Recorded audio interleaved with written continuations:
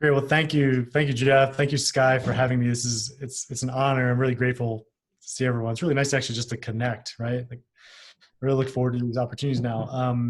So, just by way of quick background, been a real estate agent for 17 years. It's the only industry I know.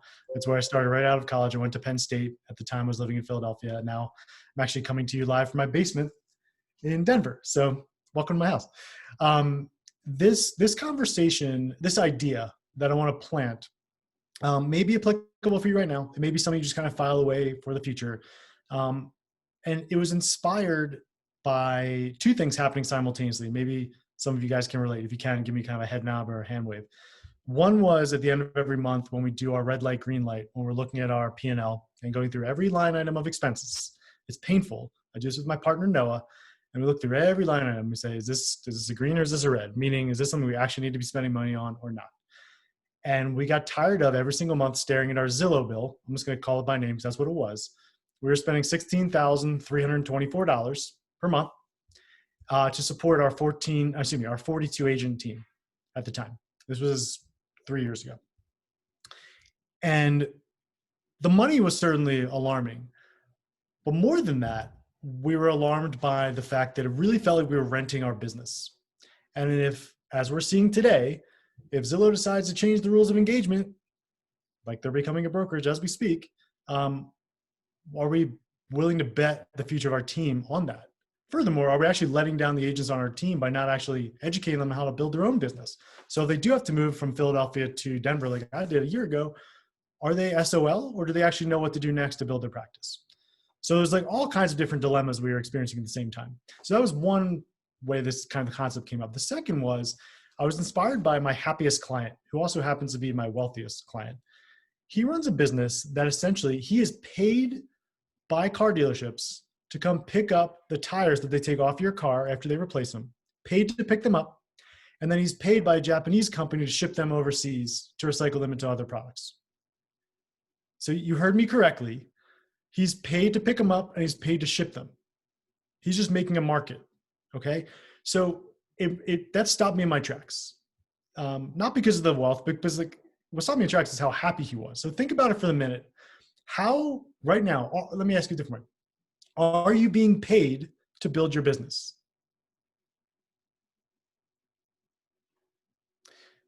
He was. And this conversation, as I'll present today, we've been paid to build our database. Notice I didn't say paid to build our business. Taking a database and turning it into business is a job that we're paid to do. What I'm going to expose you today is how we eliminated our Zillow spend completely and created a flywheel of leads that we have to earn the right to do future business with in the future. Okay, so this is not to just point like you snap your fingers, it works. It still requires work, but it's implementing this mindset of like, how can I be paid to build my database so that my business grows to the extent that I work it? Okay, so over the years, so I'm still active real estate agent in Pennsylvania and Colorado. I'd actually be curious if everyone could just hop into the chat box real quick, just to give me some frame of reference for the conversation. And by the way, I would love for this to be a conversation, not just a talking head presentation. So do chime in, but if you could just chat in the box for me, what is your number one lead source right now? Just to give me some frame of reference for the agents on the call, please.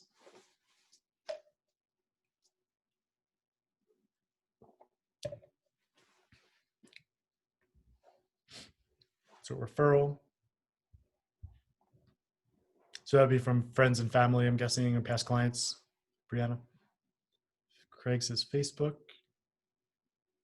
Craig, are you paying for leads on Facebook? Or is it just outbound effort?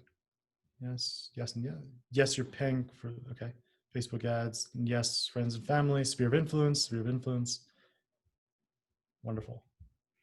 Referrals, sphere of influence, Real Geeks. Okay, so some paid stuff through Real Geeks and database. Okay, cool. Awesome, thank you guys, I appreciate that. It's good frame of reference. And to clarify too, just before we step into this, what I'm going to suggest to you today through the stories of our personal experience is that this is just one of the legs of our stool. And I was just telling Jeff before the call started, by taking this baby step, what we're about to discuss, it's opened up many different opportunities to grow our business in many different ways, which I'll share with you as we go. Zillow, Realtor Partners, referrals, past clients, Facebook. Why Lopo? What's that? What's White Lobo, Jeff? It's based on Facebook. It's like a Facebook targeting marketing, but I don't even know how to explain it. Sky would have to get into that, but something that a couple of agents have started using out here and it's been generating a lot. It's more of a longer term play. Like you have to get your database and start marketing to them, and then they convert in like a year or two versus Zillow's ready to go now. But it's at a dime on the cost, 1/10 of the cost of Zillow. Wonderful. Excellent. So Still this is online leads though. I'm sorry, Sky? It's still just online leads though. Okay, great. And so this doesn't necessarily, what we're about to discuss doesn't have to substitute or anything. You can still be doing everything. We just were like, our mindset was literally, and I remember being in the room, I was mentally picturing every agent in my market. There's 8,000 agents in Philadelphia. I'm picturing them all staring in this direction. And they're all staring to Zillow to solve their business needs. And we were like, what can we do to steer the opposite way? Where we can still work with those same people, but we don't have to go through the Zillow model and don't have to pay them for the right to work with those people. Now, in every market, this answer is going to be different. For us in Philadelphia, we said, well, where are Zillow leads before they become Zillow leads? Well, they're probably renting a home or they're probably not in our market yet. Okay. So for us, I was like, let's test this hypothesis. So we thought, well, if we can build up enough inputs in our funnel of people who are looking to rent homes, and we nurture those people the right way over time, and we earn the right to be in a relationship with those people, we will earn the right to interview for the job to represent them in the future. And if data that's published is correct, that between 24 and 36 months after we help them find a home, if we're, again, earning the right to be in a relationship with them, we should be well positioned to help them with their next move, whether it's in our market or an outbound referral because they're moving to Florida. Like, if we have to bet on something, would we be willing to bet on our personalities and our effort to earn the right to build those relationships versus spending money and keeping our fingers crossed, hoping that that platform still exists in 2 years, right? So this is not a get rich quick thing. This is earning our way into a relationship with someone. So what we wanted to imagine was creating this flywheel that's almost impossible to stop of inbound flow. Now, guys, give me like a thumbs up if this has ever happened to you. Have you ever received a lead where it was someone looking to rent a home and you maybe rolled your eyes at it or kind of thought to yourself, man, I really don't want to spend the effort on this? Can we really just be honest for a second? I have. Or have you ever gotten a voicemail from someone that's calling about your listing? They don't even know the address, but like, it's on the corner of 5th and Main, I think. There's a sign on it, is it for rent? And you're like, has anyone, Jonathan said yes. Anyone else? Has anyone else done that? We're human, right? We're human. And there's all a bunch of reasons why we react that way. We're not going to get into it. But the reality is our business sometimes gets a negative association with it, right? And a lot of that has to do with sometimes lack of follow-up or just confusion with follow-up. And part of that also, I believe, comes from just agents ignoring folks that are looking for this ignored population. So what if we can nurture them and we could earn the right to work with them in the future? Because then we're already starting to think ahead, like, well, if we know all the tenants and we placed all the tenants in with landlords, well, now we know all the landlords. And some landlords want to buy other investment properties? So, this could lead to that. So there was enough in the positive column that we're like, well, let's roll the dice and let's launch it. So we were building a team. And one of the things we struggled with, and is anyone on the call building a team right now or running a team or on a team? Just to give me a sense of the audience. No? Cool. Okay. Makes the conversation even simpler. So we're always looking for ways to figure out if someone wanted to come into our world, how could we have them prove that they really want to be in this business without us giving all of our leads? And well, they could come and actually be a rental agent on our team. So for those who haven't even considered building a team yet, this might actually be an interesting way to create some leverage for yourself by bringing on maybe a younger or more inexperienced agent from your office. Here's what I would challenge you to do, because here's what we did. We stood up in the next meeting and said, we are starting a rental division of our team. And whether you're a solo team or not, you can still stand up and do the same thing.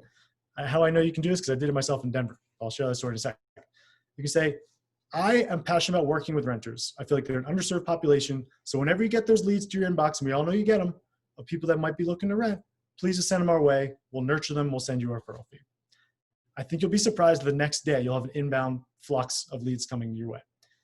And by the way, a quick question to ask those people would be, have you ever actually considered buying a home? I know you're interested in renting. Whole separate conversation. So our number one lead source became other agents in our office recognizing that they could send the leads they felt guilty about ignoring to us. And by the way, they did not even want a referral fee, because they're like, I don't know how you're making money with this. Just take it and thank you, because I feel guilty because I was going to delete them or ignore them. So you're actually doing a service to them as well. So the flywheel begins with that, and then it grows to other ways. I'll share some of the other ways we built it. So you're literally creating a business from leads being thrown away. Now, depending on your market, the MLS might not actually even pay commissions to you for representing a tenant. Does anyone's MLS have shockingly low commissions if you're representing a tenant, do you know? Or are they normal? Are they like half month's rent, or are they $100? Meaning, in Philadelphia, for example, if I represent a tenant and bring them to a property, I'm typically paid half a month's rent as a commission. Okay. However, in Denver, I could be taking someone to go see a $5,000 home and the commission's like $100. Does anyone have that latter experience like exists here for me in Denver? I've never heard of that. Interesting. Yeah. Kind of sucks though. Well, yes, but also what that represents is opportunity. And I'll explain what I mean by that in a second. So it looks like Jonathan commented that half month's rent at best for him. Does anyone else have any knowledge of what the commissions are for this? No? Okay. Something to look at. That's homework for you. Go in your MLS, do a search for residential properties, and look for a $2,000 home, $4,000 home, whatever, and see how much they're offering in commission. Regardless of what it is, whether it's awesome, half month's rent, full month's rent, or $50, don't worry. Sometimes half month's rent, sometimes smaller flavor here, Craig. Yes. Okay. Sometimes, especially in strong markets, you'll see that based on macroeconomics alone, that the landlord or the listing agent in this case might be paying a smaller referral fee. That's okay. What that should signify actually is that tenants are probably having a really hard time getting anyone to call them back, because agents believe there's no way I can make money in this. It's a simple objection handler. In this market here in Denver, the same thing happens, right? Someone wants to come see I live next to a hospital. So a lot of times I get leads for doctors that are coming in to do rotations here. They want to rent a $5,000 home, and there's a $125 commission being offered.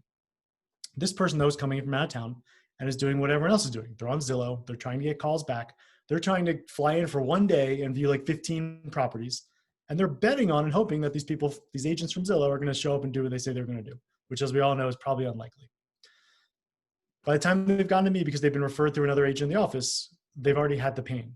So when I explain to them that in exchange for a day's worth of my time, there's a flat rate, they're more than happy to pay because they know I'm going to be there to show up, and I'm going to be the one doing all the work behind the scenes to coordinate all the showings. So they can feel confident in that. So this quick, easy way. So if you're finding that your market has low commissions, it probably means a couple things. One, there's huge opportunity for you because agents are probably not working those leads. So you can stand up, create a brand like I did here in Denver, just make it up.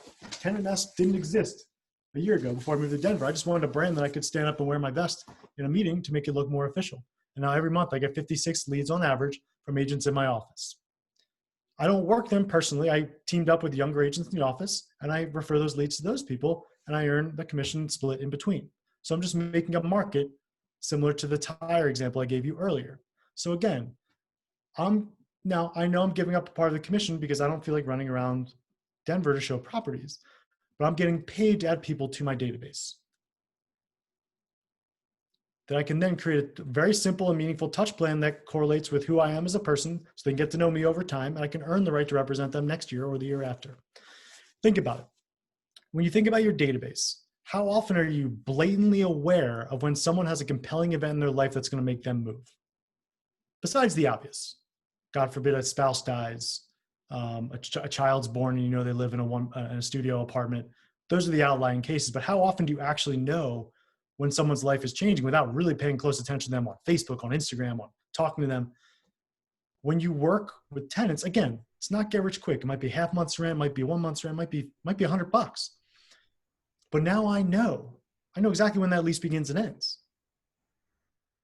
So I've pre-built tasks in my database. I pre-built touches to build relations with them and actually know when there's a compelling event in their life. So that's one of the other reasons that we love this model. We're not guessing anymore. We know the life cycles. So again, something to think about. So if we have the choice, now I see a lot of people here have sphere of influence as some of their number one lead sources. And we don't need to volunteer any information about this. It's something that's for you to think about internally, but how often and how organized and systematic are we in reaching out to our sphere of influence? Because there's an opportunity. If we're really being honest with ourselves, and yes, okay, let's say we have 4 hours this afternoon time blocked for outbound lead generation to connect with our sphere. If we're really going to do it, wonderful. But if it makes us feel better just to have it on our calendar and we're just not really going to do much, maybe we'll make 1 or 2 outbound outreaches, then our coaching to our team was always, I'd rather have you running around the city for a day, working with a tenant who, by the way, probably needs our help because probably everyone else is ignoring them, for the upside of earning, let's say $1,000 to rent them a home. I'd rather have you take that opportunity because not only will you be providing a service and fulfilling our obligations as agents, but also be meeting someone who arguably has hundreds or thousands of people in their network. And if we treat them properly and we earn the right, they'll introduce us to everyone they know. Beyond the fact that we're now also going to meet an amazing landlord and get to build out an investment criteria for them. And as part of another strategy, build out a plan to get them to find them another investment property. So as compared to like hallucinating that we're actually going to take time out of our schedule this afternoon to call a database, or we're really not, we would always coach our agents to go out there, get belly to belly or whatever it looks like in COVID times now, and build a relationship. That it was just kind of like a really honest conversation we had to have. Because a lot of times we found on our team that, us included, we were all hallucinating the amount of outbound activity we were doing, if we're really being honest with ourselves. So this gave us the opportunity to protect our time to earn money right away and then build relationships over time. So the number one way we did that was, like I said, standing up and networking with the top agents in our office.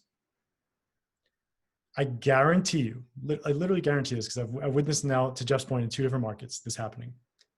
If you approach the largest business in your office this afternoon, just out of pure curiosity and say, hey, out of curiosity, do you guys get a lot of inbound rental leads? Some of them may say yes, and you can obviously ask, what do you do with them? Because there's a great opportunity there to team up with them as their kind of exclusive partner for these. But if they say, I don't get any, I still challenge you to keep the relationship alive, because this happened to me multiple times here in Denver.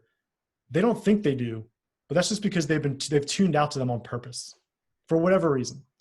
The emails literally get forwarded somewhere else and they don't even know about them, or they're like, it's not worth my time. So they physically are ignoring them. But if you can create awareness again, you will create lead flow for yourself. So that's the number one lead source for us in both of our markets right now. And by the way, just to give you a frame of reference on the numbers here, we placed over 600 tenants last year in Philadelphia. That was $1,400,000 in gross commission income for the team. So these numbers grow, and that's our 3rd year. Wow, that's amazing. Here's what I love about it. In addition to the tire example, where now I'm getting paid to add people in my database. My office here in Denver, Keller Williams, has 500 agents in it. I wouldn't even know an agent if they literally lived next to me. That's how many agents in the office. It seems silly to me that I was going to go pay rent in an office to be surrounded by my competitors. So all this does is turn all those 500 or 499 into my clients. All I need them to know, and you'll see this in the Facebook group now. Someone says, hey, who's that dude that does the rentals in our office? And someone will respond before I can even get to it. Oh, it's Jake. This is not the only part of my business. I just need the agents in my office to believe that. So they think anytime they see a rental, they think me. Fast forward the clock. I was sharing this with Jeff. By the way, how much time do I'm so excited about this. How much time do we have here? No, 10 minutes? We've got until 11:30. Okay. Got about another half hour. Yeah. Fast forward the clock. And I want to open for questions. We can dive into some of the scripting too, if people want. Fast forward the clock. We proved to ourselves this model worked. We saw right away that we can take an agent that joined our organization, and instead of waiting 3 months for their first paycheck, hopefully after selling a home, we could help them earn money their first week, because they could go out and rent a home. It doesn't require that much skill. The paperwork is substantially easier, and the money comes in right away. I can rent a home today and probably be paid this week, assuming the office's procedures are all up to date. So we started with that, and we started to see success. There's a lesson buried here in having the right partner. Maybe you guys can relate to me. I'm one of those people, I'm super conservative in my approach. You can probably tell by some of the words I use and how I speak. My partner is a lot more aggressive than I am. So we start seeing success, and I think, okay, we can build this up. Let's build some training material. In fact, we have a class I can show you that you guys can take if you want. We can start building training material. We can start to, make more phone calls. We can start to reach out to more agents from other offices. My partner's like, well, let's just pause for a second. There's a rental specific brokerage in our city. I'm going to call them and see if we can buy them. 1 month later, we acquired the Philadelphia apartment company. So we went from 2 agents on our team doing this and experimenting with this to now acquiring 14 agents and hundreds of listings. I bring that story up to you because regardless of where you are in your career, it's not important. We can all use the benefit of good partners around us. I would still be on the path of building this. Meanwhile, having the right partner, we were able to structure this deal. That catapults us to last year, $1.5 million almost in GCI, helping. And by the way, the average rental agent on our team earns over $75,000. Who's doing it full time, has been there for at least a year, which is more than some of the agents on our team will earn in their first year, and puts them in probably the top 1% in Philadelphia. That's a strong income for Philadelphia. It might not be quite as strong where you guys are all tuning in from, but I would argue that it puts them pretty high up in the market on the list for all agents nationwide. But follow the dotted line here. So 3 years now in, GCI created agents being successful. Now we have a whole database of landlords. So we started a whole investment division. So people, guys and gals who just want to focus on finding investment deals, underwriting them, and presenting them to those landlord clients with the hopes of helping them buy another property or divest the properties they currently have. So that creates income for the agents as well for you. This is all for you. This could be done as a solo agent. Now we know landlords, we know tenants, we can do the sales for them. What's the missing piece? We're not actually managing these properties. Well, through the cash flow we've created, we're now able to go out and buy a property management company who's already in existence to now manage the properties of the landlords that we were working with and finding tenants for. So we're creating this ecosystem around our business. Because here's one of the other things that Jeff brings up. And he's probably right. None of us know, obviously, but there maybe isn't a bubble at all. It's crazy economic times. I think everyone would agree with that. But the one thing that we wanted to know, like I told you very early on, more scary than the bill we were paying to Zillow every month was the fact that we felt like we were renting our business. We did not want to rely upon commissions to pay our bills. We felt an obligation specifically, there's 12 people on our support team. We feel obligations to make sure that we can pay their salaries, right? And we are not willing to bet that commissions, let's all admit for a moment, commissions are all arbitrary to begin with. The fact that they're 3% or 2.5%, that's completely arbitrary. There's no basis for any of it.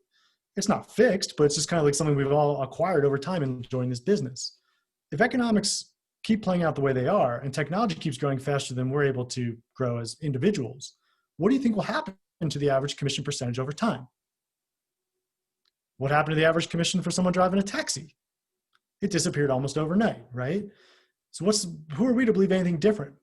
So what I'm arguing today, this conversation is about a lot more than just helping people rent homes. This is about starting a flywheel of people coming into your world that creates income that's not directly tied to you having to sell a home every day. Because let's trace this even further. Right now, we're in talks to acquire a company that does home handyman services. We want to brand that as Philly Living Handy Services. We're in talks to acquire, we're in a very urban environment. There's a lot of flower boxes on people's townhomes. A company called, that does subscription services for those window boxes out front of their home. Because we want to be part of the conversation. We want to basically have one magnet on your fridge. Anything related to real estate, any questions you have, call us. Think about the way that Comcast has grown over time, right? They started off with a core product, just like we do in selling homes. They started off with cable TV. And it took time. It didn't always make sense at first, but now I have home security through them and a phone and internet. Would it have made sense right off the bat if Comcast called me and said, hey, we do your cable, you should now do your home security through us? Probably not, because they had to earn that right as my vendor over time and building the relationship, improving that they're improving their service. So this conversation, guys, is about a lot more than just adding a rental, stream of income to your business. It's about what are you doing to actually bulletproof it so that regardless of what happens to real estate commissions, you still have a real estate business 10 years from now. This is just one of the ways that you can start to cement that, because I believe, and you can argue with me, the extent that you'll have success is directly tied to the size of your database. But it's not just like a list you buy, it's the database times the effort put into it. So now you've got this flywheel of leads coming in. The question becomes, what touches will feel authentic to you to where someone will remember you forever and you'll earn the right to have that referral in the future? I'll pause there. I feel like I've been talking a lot. Does anyone have any questions or want to ask me to clarify anything? I feel like I've been on a soapbox. Hopefully this is helpful. I think I have one question is like, I think a lot of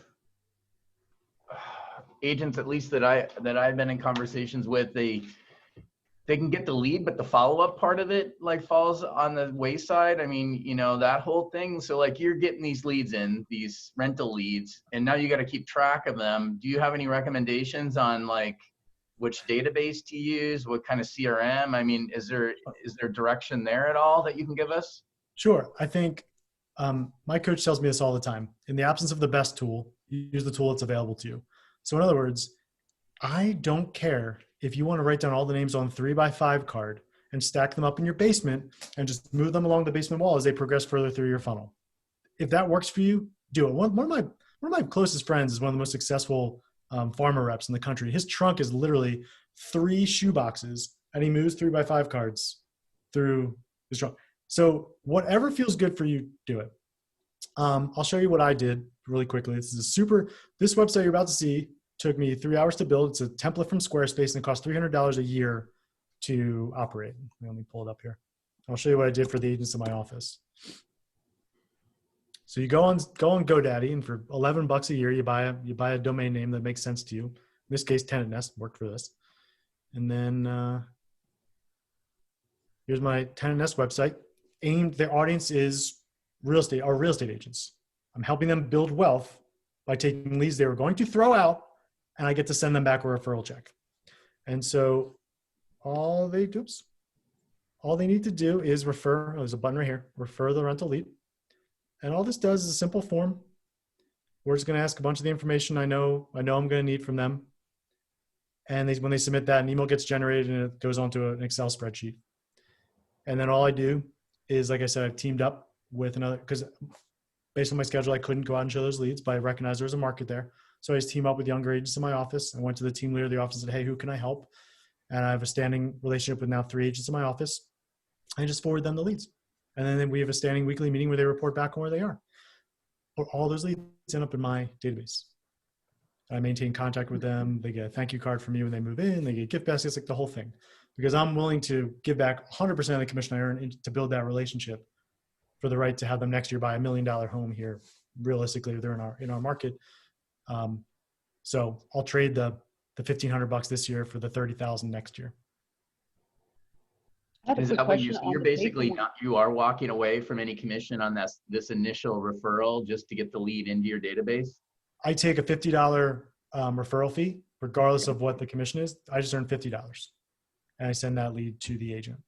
That's working, and they keep the rest. So, do I understand? But remember, it's $55 a month now. So at scale, it's nice. I'm sorry. Go ahead, Marianne. So you work in Colorado, is that right? Yeah, and Philadelphia. And Philadelphia. So do you do all your own basically paperwork for, how about your tenancy laws and things like that? Where do you get your paperwork from your MLS or? Mm-hmm. Yeah, the Board of Realtors in both of our states provides guidance on, we can go through as far as even providing a lease, although we find most landlords want to use their own, which is totally fine. So basically I set up a relationship with rentapplication.net. It's a free service that you can sign up for, and tenants can go through an application process. It creates a wall between the tenant information and the landlord and you, frankly. So I can't see their social security number, but I get to see their credit score. So I can't see any of their personal information, but it gives the landlord a full report on evictions, police background check, credit check, evictions, all that. And they can upload their pay stubs and IDs there. I get to deliver that right to the landlord. Now, as you build up your tenure with rentapplication.net, they allow you, if you're driving enough business their way, they'll actually allow you to change the pricing so you can build in a margin for yourself as well. So because we're doing over 1,000 applications with them in Philadelphia, we were able to go to them and say, hey, can you add another $10 there and actually make it a revenue source for us as well? And they'll do that too. But otherwise, it charges the tenant, no money exchanges hands, and then the details get sent to the landlord. But then to your point though, Marianne, depending on what the landlord wants, we can either help them with the lease and get the lease signed, or they can do it on their own. That's fine. and we just have the tenant make out, if they're going to be making out first, last, and security payment to the landlord, we have them make out 1 month's rent directly to Keller Williams, which comes to us. That's how we collect there. Or the landlord gets it and pays us. But ideally, we ideally like to get the money before it has to go in and around. And then we actually also launched in Philadelphia the ability for a landlord to pay through credit card. Even so, we're willing to give up the 3% just to get the money in faster and instead of chasing it down. So it can grow. And by the way, if people have questions about this, I was telling Jeff and Sky, I'll put my phone number and email here. If you all have questions you want to ask offline, we can do What that. about liability? If something goes wrong with the tenant, liability, are you on the hook then for, or how does that work? No, it's the same way as if you're representing a buyer. I mean, look, we all know, unfortunately, that an attorney can adjoin you to any lawsuit. So it's not to say you can't, but it's the same protections you have in representing a buyer. I'd recommend you have, to the extent that your state has available, a tenancy, either a buyer's agency contract signed or a landlord agency signed. They might not have a separate one for rentals. You might have to use the buyer and seller templates for it. But I would talk to your broker. One of the things we go through as we're helping agents to kind of launch this is go to your brokers and have a couple conversations with them right off the bat, because you might be the first agent in the office actually attempting to do this. The first is, let's look at the financial structure that we have negotiated, because a lot of times it doesn't hold water when if we're looking at it from a tenant commission size amount. So I actually encourage you to go back and create a win-win with them, right? Because for us, it didn't make sense to pay we have a $75 transaction fee in our office. If the average commission is going to be $500 or whatever it's going to be, it's not a win-win to pay a $75 transaction fee, especially when the paperwork is exponentially simpler. It's usually just an application and nothing else. There's nothing for them to even do. So go back and renegotiate that, and also ask them for best practices. Work with the broker to see, how would you like me to memorialize my agency with this tenant? How would you like me to memorialize my agency with this landlord? And make sure you're following their procedures that will protect you as part of your E&O insurance. So it's a good time to just go back and revisit it, because a lot of times no one in the office has stood up and said, this is the niche I'm carving out. So a lot of times you get special treatment, which is also nice. Would you say that that's the first step? So like if anyone on this call wanted to go implement this, first thing is go talk to your broker owner. Yeah, it's And then literally what do those conversations look like when you start building these relationships and asking, hey, XYZ team, do you get rental leads? Like, what does that look like? Yeah, so I have a whole script that I can send you all that's right from the course here. It's basically, you want to look at financials. You want to look at paperwork. You want to make sure that, like we're talking in this case, 50 or 60 plus more transactions they're processing a month. And for some offices, that represents a substantially high percentage of the deals they're processing. So just to get really open and honest conversation about this, I'd also engage there in creating awareness around when you do find new agents that might be looking for a helping hand, please do send them my way, because I'm going to be looking for a couple of people to help me with this. Because even if you have no intention to grow your business, obviously if you have a AAA buyer that's looking to spend $2 million to you today and a new rental lead that comes in, we recognize that both are important, but not equally. So we still want to provide great service to that tenant. So in that situation, wouldn't it be great if you've already vetted, a new agent that could go through your system and work with you on this, that would love to make some money in exchange for the quick referral. So in some cases, even the commission percentage doesn't even make sense. And so we have a separate deal, whether we're submitting a sale deal or a rental deal, the percent that we pay them is different. It's obviously less when we're sending in a rental lead, because we wanted to think ahead for our agents. They may not have the clout to negotiate, but if you come to them and say, I'm thinking I'm gonna be able to produce 20 or 30 transactions a month, because for Keller Williams, we're adding company dollar to that office. The way we pay, like we're creating another cap. It's much more likely that they'll earn income from these rental deals than from the new agent they just recruited last week, who we all know most likely won't still be in our office in 3 months. They'll probably be out of the business. So it's a great chance to renegotiate potentially just for those carve outs of, when I submit a rental deal, can we eliminate transaction fees? Can we look at our split? Things like that. I always come at it with curiosity though. Make sure it's a win-win for the office. So real quick, just so that everybody knows, this is being recorded and everybody on this call will get a copy of the recording, so you can go back and re-listen to any part of this. But Jake, we did have a question from Craig asking if you could repeat how you get paid, if we could just do like a high level overview. So yeah, absolutely. So there's two different ways. There's the traditional way and the non-traditional way. And I'll start with the traditional one because this is the most relatable for all of us. Um, I get a lead today for a friend that's moving to Seattle, and I call up Jalen and say, Jalen, my friend Tommy's moving out there. Would you mind working with him to find a home? Jalen goes on the MLS. She might even get a list of properties that Tommy liked that he saw on Zillow.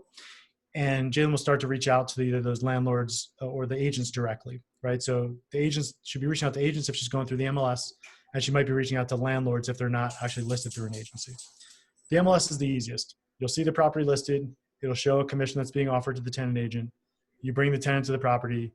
They like it. They apply to whatever process the landlord typically controls the process of application.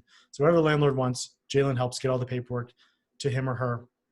Landlord says, yes, Jalen, I'd like to rent the property. Tommy makes out the checks depending on how your brokerage wants to do it. But let's assume they're paid to the listing agent's brokerage.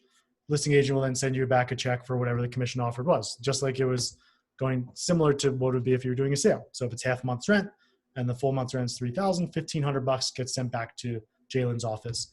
Jalen then processes that check through whatever commission split she has, which again, I would argue she might need to revisit if she has a standard 70-30 or whatever the case is. So that's traditional. In the case where Tommy sends Jalen a list of properties that aren't on the MLS, and Jalen's like, well, I'm gonna work for this. I'm gonna reach out to those people because those could be future sellers, those could be future investors. Like, it's worth my while to chase this down because I actually have a real potential tenant, right? So Jalen will reach out to those landlords and say, hey, I have a tenant. Would you be willing to pay my commission if I brought them to you? They may say, sure, in which case you can use whatever paperwork your MLS offers or your brokerage suggests to memorialize how you're going to get paid from that landlord. They're called all different things in different states, but sometimes it's just a non-represented landlord or non-represented seller commission addendum or something to memorialize it. And then same thing would happen. They apply, they like it. Tom sends either a check directly to the landlord, or as I would suggest, sends 1 month's rent to Jalen because maybe that's her commission that she charged the landlord, and the first and last gets sent to the landlord from Zillow. And so Jalen gets paid, processes the check. The other way I suggest you do this is just like I'm sure you guys do when you have discovery calls with future buyers. Does your paperwork have a carve out to where if the seller's not paying a commission that the buyer can make up the difference or pay the whole thing? Do you guys have that in your buyer's agency contracts? Brianna's nodding. Is anyone else? Yes, Craig says yes. Okay. If you don't know the answer, that's fine. Go back and read your paperwork. I'm hoping that it's in there. That gives you the right as a buyer's agent to protect your time. So in that case, if the landlord if the seller's not paying a commission, you have the right then to go back to the buyer and say, hey, Mr. and Mrs. Buyer, I'd like you to make up the difference between the commission that I represented to you in our first meeting at Starbucks. I do the same thing for my tenants, right? Whether they're coming in from out of town or regardless of what the lead source is, here's my minimum commission amount. By the way, here's how I earn it, right? And I go through the whole process of the 5-diamond experience, which you can see on our website, where we're going to do our best to coordinate all the showings for one day. So in one day they can make their decision, which benefits all of us, right? But that minimum charge for me might be $1,000 a day. And that's payable at the time we meet. Again, you want to check this with your brokerage to make sure that they're going to know how to process this. Sometimes brokerages have a challenge processing a commission if it's not tied to a specific property. So work with your broker, but I've cleared it here where I can get paid my daily rate, regardless of if they actually end up running a property. And all that is a scripted conversation where we talk about the value of loyalty and the value I'm going to bring to the relationship. And that protects my time. Now, if it ends up that the landlord was going to pay that commission or a part of it, we discount the daily rate for that tenant. So we don't make them pay that above it. But that's the more non-traditional way we would do it. So in that case, you want to clear that with your brokerage up front as well. So those are kind of like the 2/3 ways you can get paid. But the key is to have the conversations up front. Just be clear. And if you don't know, say, I don't know, let me get back. But it's really important that you protect your time and have buy-in from the tenant to create a relationship just like you would if they were a buyer, because that sets the tone for the whole future relationship, which is going to be very long. It's not just getting them into their rental home. It's going to be, this is a 20, 40-year relationship that you're about to build. So it's important to start off on the right foot. And you're saying that you can negotiate the splits on if you're doing rental agreements versus a purchase and sale, you can renegotiate your split for those particular type of transactions so you can make a little more money? Yeah, if it's a win-win for the office. I caveat this. I don't want this to be heard as just like, just go to your office and say, renegotiate me because I'm doing this. What I did was I put up a hurdle. I said, when we're able to get to this amount of deals per month, do you agree that we're adding enough value to the office that we can reduce the amount we're paying per transaction? Because you can see the timeline over time. I want it to be a win-win. I want to have skin in the game. Look, if your office is in a desperate place, they may say, you know what, just do it right now. It's fine. But I wanted to make sure, especially since we're recording this too, that you hear this clearly, that it's a win-win or no deal. I don't just want to make more and have my office suffer. I want them to be around for me, because I also want them to send me newer agents that can help me build this business over time, because I know that every person that enters my database in a couple of years becomes an awesome opportunity for a referral. So not only can you negotiate with your office, or I would suggest you try to do that in a win-win way, but just like on the buyer side, if you haven't done this, just know that something you can do before you show a property. If you feel like you have a buyer for something, you can reach out to the agent and see if there's a way to negotiate the commission with them that they're offering. So I do that in this market all the time, because again, my commissions are fairly low on the rentals. Hey, if someone that's coming in from out of town, they're going to be making a decision in one day. If I can get you a decision made by this Saturday, instead of paying the $125 for this $5,000 rental, would you agree to pay $2,000 if we can bring you the deal on this Saturday? Because remember, I don't know the pressures that agent's under. Maybe they're about to lose this listing. Maybe there's a pain in the butt client, and who knows? It's worth a shot. But ethically, I do that before I schedule an appointment and before I reach out, before I show the home. The worst they say is no. But at least I have my tenancy agreement in place where I know at least my daily rate's gonna be at least $1,000. So again, I'm getting paid to add this person to my database and work with them. It's a guarantee. Can you give us, and this might be too deep of a question, but maybe a high level view of what your touch plan looks like? Because the messaging for someone who's renting is a little different than like a prospective buyer or a past client. So it's not just like newsletter, just checking in. So what does that look like? It's just like anything else, right? If you want to create a meaningful touch plan, you have to put yourselves, you have to do a reference point shift. You have to put yourself in their shoes. We've all rented a home. So most likely what's going wrong in the first month? Landlord's not following through on the things they were going to repair. I need to paint a wall. I need help putting together IKEA furniture.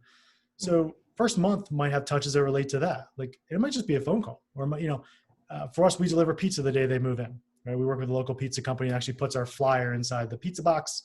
So it arrives when they move in. It's a nice little, happy picture from us. Thank you so much. And just kicks off the relationship. The first month, again, they might need contractors, they might need this and that. Over time, what we found is we can add the most value. Of course, we can do fun things on Thanksgiving. We can do all those fun things. We can add the most value by almost playing the role of an assumptive property manager. So I just want to see how things are going. Is the landlord being responsive? Is there anything that you need that they've been ignoring or anything we can help with?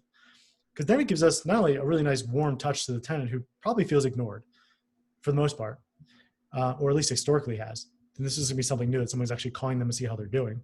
But now we can go back to the landlord and say, hey, just so you know, our tenant in apartment 2B, she's having a problem with her toilet again. Like, she feels embarrassed to ask you about it, but it's really bothering her. Can we get someone to send over there?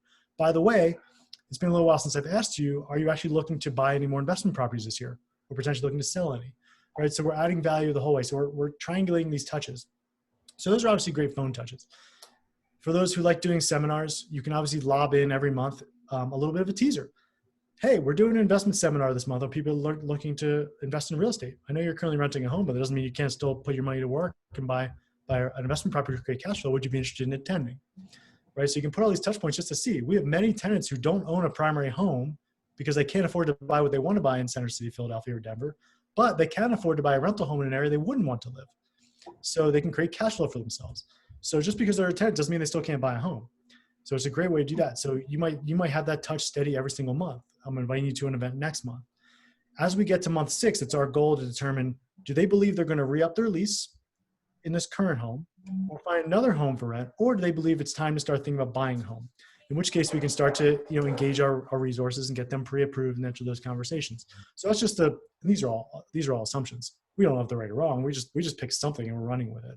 So month 6 is when we try to determine which path they're on, and then we follow up accordingly. The rule that we have for our database, and this is true whether it's a tenant who I barely know or my mom, every single person in my CRM has to have a next touch, a task. And that task could be a year from now. But a good rule to get into with your sphere, with everyone, is just like, the next touch might be next year for their birthday, and that's fine. But at least you'll know you're never going to forget about them. Or it could be next month. But draw a line and say, every single person I know, there has to be a next step.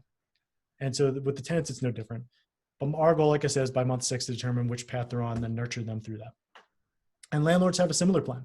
We're reaching out to them in month 6 to see if they need any help with us on renewals. We have many clients at this point. One of the things you'll learn, if you want to learn more about this, I can teach you some other stuff, but our number 2 lead source is working with property management companies actually, and larger developers. And you might think, well, that's weird. Those property management companies typically rent their own properties. It's true, but when you do some more research, and I encourage you to do this, when you reach out, you might be able to determine they actually don't want to be in that business. They won't actually just be in the property management business, but a lot of times what comes along with that is having to find tenants. So we reach out and wanting to be their hero. Like, hey, when you have those units that are tough to rent, think of me. When if you don't want to leave your home and you want to focus on selling another, getting another client under management, cool. Think of me for any of those things. And so what we do to add value is like we'll create a file of all the photos. So every year we can send them, we can just list the properties without needing anything from them. So the best case scenario, like we have now in year 3, is we have, 1 email a month from some of the larger management companies in Philadelphia. Hey, list these properties for rent. We have vacancies coming up. We already have the photos. We already have a master commission agreement negotiated with them, and it's just mailbox money. So you can parlay these relationships in the larger. So number 1 lead source will probably be agents in your office. Number 2 will most likely be property management companies in and around your office right now that you can reach out to today and start building relationships with them. Sorry, How long have you been doing this in Philadelphia? We just came up on our 3rd year. 3rd year. Do you have any numbers on like I mean, obviously it's successful, but do you have any like percentage numbers that you could share? Like, conversions? Out of 100 clients, we're seeing, 6%, 10% buy in so many years, that kind of thing. Yep. So last year, so looking at year 2 to year 3, so we just finished our 3rd full year. So moving from year 2, our first full year 2 to year 3, we have 24% of people in the database made a purchasing decision and moved on.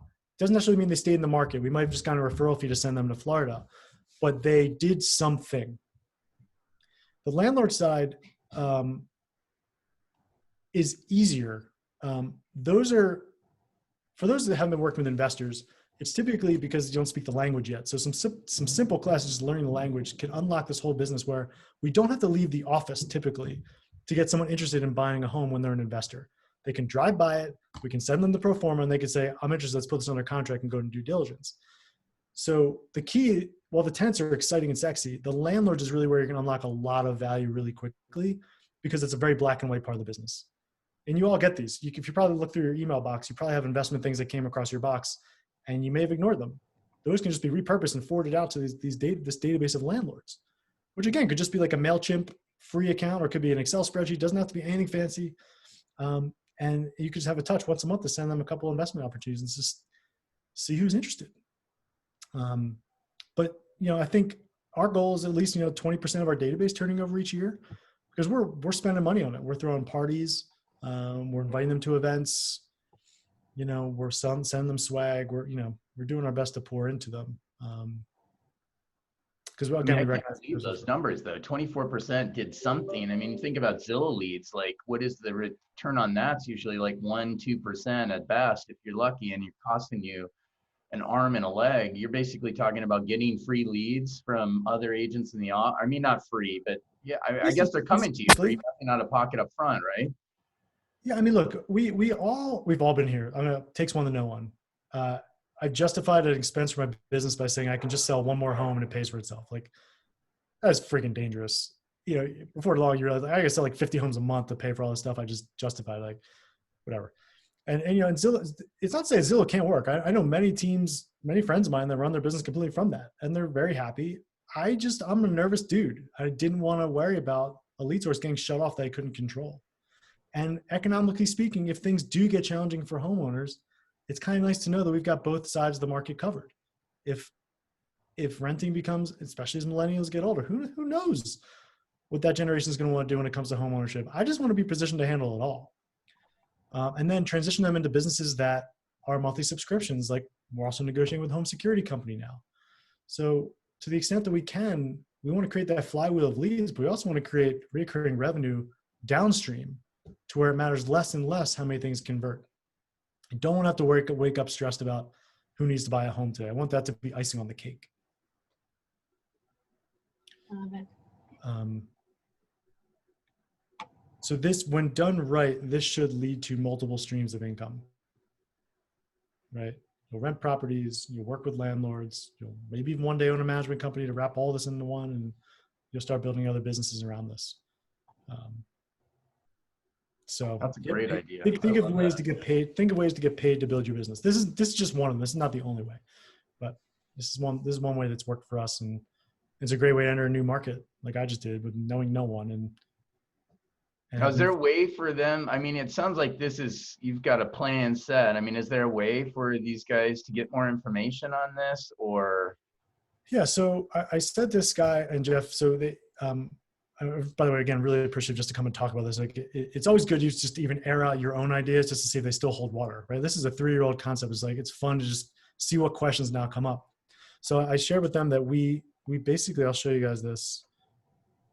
We knew that we were going to get into this business bigger over time because of the results we saw. So we basically built, Mike and I, my partner, here's Mike, this guy on the right here. We built a course where every new agent that joins our team goes through our rental division first. So this is a 38 module course where they meet us, they learn about all the misconceptions. We help them create their brand and their brand messaging. We talk exactly about what Sky was asking me, if they need to renegotiate the deal they just signed with the brokerage, how to do it. And then all the different lead sources and strategies are right here. We have some awesome stuff we do through public records too, but, and then how to work with tenants all the way through the process, how to work with landlords, how to nurture the database. So everything Jeff just asked about, what touches do you have? It's all in here. And then an ideal schedule for them moving forward to how to actually bring this into their schedule, not just have this as a hobby, but actually part of their business. So we put everyone through this. So basically when people join our team, we charge them to go through the course because we want them to have skin in the game. And we charge them $850 in one payment, or they can pay like $250 over 4 months. But Sky and Jeff offered, if you guys wanted to take the course, I have a link I can put in the box, and it's half price because of the association with them. So if you guys wanted to take it and go through, the course is a combination of 2 things: all the online modules you just saw, and then Mike and I get on with everyone every Monday, and we do live Q&A, live masterminding coaching as well. And we do it for our team anyway, so we figured we would just offer it to other people too. So if y'all want that, I can actually put a link in the box here, and you're welcome to join us. And then you can download all the stuff and take it with you. I mean, there's enough to go around. Here's a link to the discount code. It's not on our website because I didn't want the agents on our team to know about that. But for you guys, they made this possible today. So you can click on that link to buy. Oh, and if you just want to read more about the class, I'll send you the link for that too. And Jake, you mentioned to us that discount link expires at midnight tonight, correct? Yeah, I'll leave it up there for today. Yeah, I'll leave it up there for today. If y'all want to join us, jump right in. My contact info is right above that. Jalen put it in the box. And if you have any questions or want to clarify anything, let me know. This is just like something I'm passionate about because I just hate supporting a business that charges us for our own leads. It's like the simplest way to say it. And I think you can invest a lot. That same 16 grand to be invested into these relationships will exponentially impact our business versus what it was doing before. So I think the biggest takeaway I got out of this was you got to be diversified in any business. Like if you're just focused in on buyers, eventually something's going to change and the market's going to slow down. If you've got, your rental stream going, and then you build out these other ideas that Jake brought up too, like the home improvement side of it, the rental management side. I mean, you could build out all these different little businesses so that you're not just totally reliant on just a new buyer waiting to buy a house, and I think that is the key. We got to look outside the box with Zillow leads or any online leads. I mean, like you said, they're already starting their agency. Zillow's already got a mortgage company, in-house. I mean, what's going to stop them eventually from doing, eliminating the access to Zillow altogether and just taking all those leads for themselves? I mean, from my standpoint, it makes sense for them to do that. I mean, they can probably end up making more money by charging Redfin fees on agents' cost and take the commission themselves or whatever. But yeah, I think this is amazing. I'm part of Keller Williams. Like I said, I know we're wrapping up. I just leave you with this because this kind of haunted me. Gary Keller said to us in a private mastermind once that his best guess is within 2 years that our average commission percent will be half of what it is today. And when we look at our business models, do they even still work with the expense ratios we have? I mean, our P&L at the end of the year is like 33% net profit. But if you cut the average commission percentage in half, our business doesn't work anymore. You know, and I think everyone needs to take a hard look at that. He's very often correct. I hope he's not in this case, but that's going to force people to make decisions. So like now we have the ability to choose to make a change and add more diversity as compared to a couple of years we might be forced to. So now's the time to think about these things. And whether it's this idea or something else, I encourage you to think about how can you bring that tire example into this business where you get paid to create your business. Well, here's the ironic side is the mortgage business already went through that. I remember the days back before 2008 when we weren't as regulated as we are now. And on average, I would make around 3% on a deal. And then after 2008, they cut our commission to where we were making between 100 and 150 bips on a deal. So basically cut in half. The answer to the question was, how do you survive? Well, you've seen me grow. Those of you that know me, I mean, I had to go from an individual loan officer doing 10 deals a month, making a good living, to doing 30 deals a month with a team of 12, needing to hit the volume levels in order to continue making a similar amount of money as before. The same thing's going to happen in real estate, like you were saying or alluding to, Jake, is eventually you can't just close 1 or 2 deals a month and still make money if you're only getting 1 or 1.5 on a deal on a side. You're going to have to grow a team and do volume or diversify and go into other aspects of the market to generate even more income. So freaking brilliant, man. Our industry is changing, and the people that are out in front of it and looking for new opportunities and grow into those opportunities are the ones that are going to survive and thrive. And the ones that are sitting back, you know, waiting for life to hit them are the ones that are going to really struggle. So I'm super excited that you brought this out. It's a great opportunity, I think, for a lot of people for sure. Yeah. Well, I appreciate you guys having me. Just something to think about. Thank you so much. Yeah, thanks so much, Jake. Appreciate you guys. All right, guys. Well, if you have any other questions, you got his information, contact info. We've got this tape. We'll send you a copy of the tape version. And then we should push this out too as well. So thanks again, guys, for coming on, and we'll see you next month. Thank you. Bye, guys. Take care. Thanks all.